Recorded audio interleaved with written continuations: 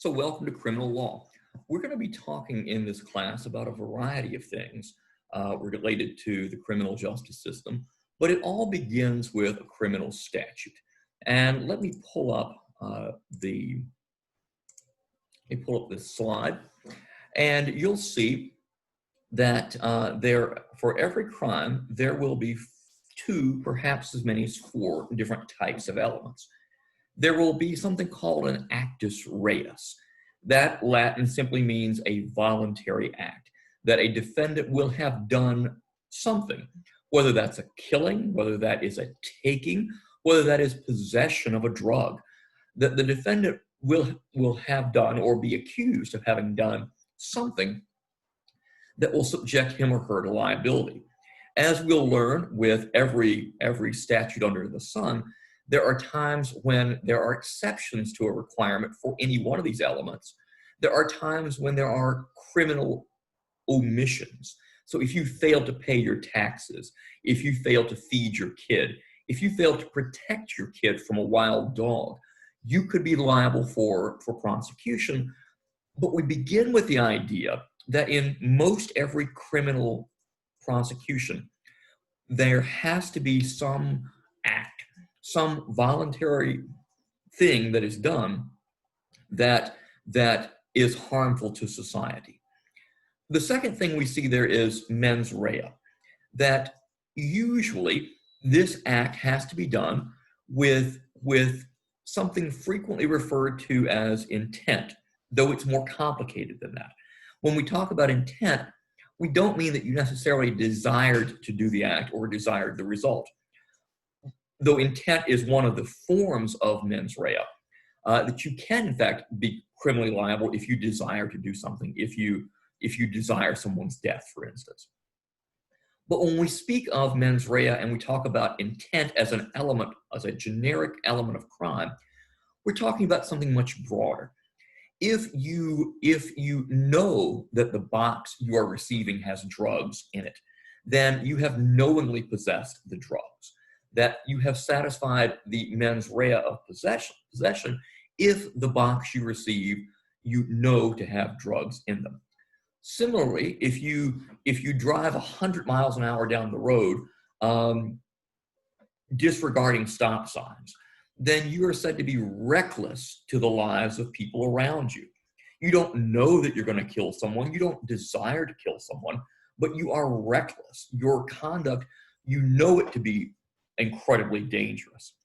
That the fact that you are taking an extraordinarily high risk that you're aware of, that is a form of mens rea that can have you convicted of a crime.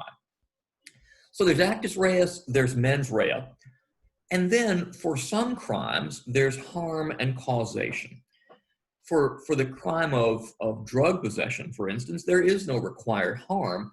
Your mere knowing possession of the drug is enough. For a crime like homicide, where we have to have a death, the harm is death, and your actions have to have caused that death. So let's say you take very careful aim at your arch enemy. You shoot. The bullet misses, or the bullet hits. But before the bullet hits, your arch enemy is struck by a lightning bolt and killed. Your arch enemy is dead. You desire his death. You took an act to achieve his death, but a lightning bolt beat you to it. You could be guilty of the crime of attempted murder, but not guilty of the crime of murder, because while you have the actus reus, the shooting, the mens rea, the desire to kill, you do not have either harm or causation on your watch. The lightning bolt beat you to it. So for crimes like homicide that require harm and that the harm be caused by your action, then there are going to be these four elements of the crime. Now, the legislatures that write these crimes will not place these into very neat little packages like this. In fact, very often you'll find it very complicated to unpack exactly what it is that they're saying. So let's go to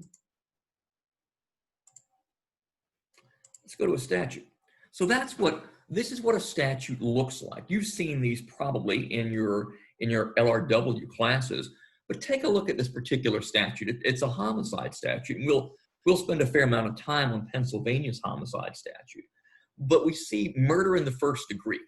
Murder in the first degree is a criminal homicide that is committed by an intentional killing. So what's in there? Like, where's the mens rea? Where's the harm? You have to extract it from the language. The actus reus is the killing, the taking of another life. What's the mens rea to first degree murder? Intentional. You desire the result. And then harm and causation, the killing, that one word killing, implies that you achieve the goal, that there is in fact a dead body. And the statute itself doesn't tell us that you had to personally be responsible for the result, that it had to be your bullet and not, God's lightning bolt that caused this result. But that's implicit in saying that you have committed an act of intentional killing. So sometimes it will be buried in the language of the statute. Sometimes it will be implicit in the language of the statute and not even spelled out at all.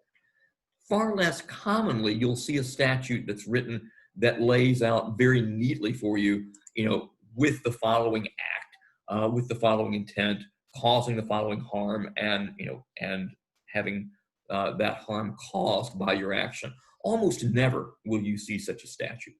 But know that these four elements are there in a lot of statutes, and that the two elements of actus reus and mens rea are almost always going to be there. There will be exceptions for crimes of omission, and there will be an exception for something called strict liability crimes, where society says, we don't care if you knew what you were doing was wrong. We don't care if you knew what you were actually doing, so long as you caused this harm. In many states, driving drunk is an example of a strict liability crime. If you get behind the wheel of a car and your blood alcohol level is above a certain level, there are a number of states who will say you're guilty of drunk driving, whether you knew you were drunk or not, whether you knew you were intoxicated or not, whether you knew you'd even been drinking. If someone spiked your drink and you got behind the wheel of a car, there are states that say, we don't care. So let's go back to the elements of the crime one more time. Actus reus, mens rea, harm, causation. Those are the four things you're going to be looking for in every crime. There will be times when it's missing. When those things are missing, you're also going to want to take note of it. So for a drug possession statute, no harm, no causation. For some drunk driving statutes, no mens rea. For failing to file income tax, no actus reus. There will be times when these things aren't present, and you'll want to make note of those as well. But for every single statute you look at, you're going to want to find or identify the presence or absence of the voluntary act, the mental state that accompanies the voluntary act, whether harm is required, and if harm is required, then causation will also be required. It will have to be the case that if harm is required, that harm flow as a result of the defendant's conduct. So we'll get into examples of mens rea, actus reus, harm and causation in the next couple videos as a generic matter, and then we'll delve into particular crimes like homicide and larceny and burglary and drug possession.